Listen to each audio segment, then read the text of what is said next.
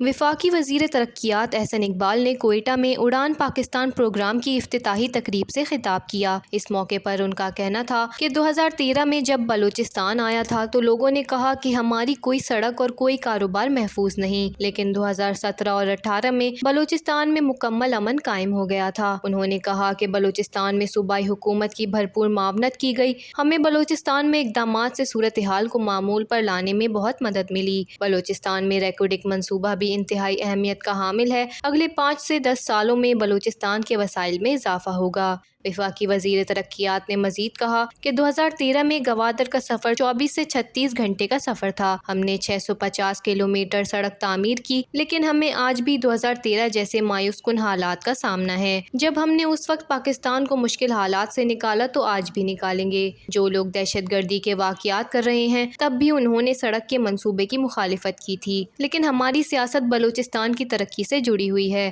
ہم بلوچستان کی عوام کو روشنی میں لانا چاہتے ہیں۔ احسن اقبال کا کہنا تھا کہ ہماری حکومت ختم ہونے کے بعد منصوبے ادھورے رہ گئے تھے، اب ہم نے ویژن 2025 بنایا ہے جس میں صوبہ بلوچستان میں تعلیم پر توجہ دی ہے، بلوچستان میں جامعات کی تعمیر کے لیے فنڈز فراہم کیے ہیں، جبکہ بلوچستان کے وکلاء کے لیے بیرون ملک اسکالرشپس بھی جاری کی گئی ہیں۔ وش نیوز، کوئٹہ، بلوچستان۔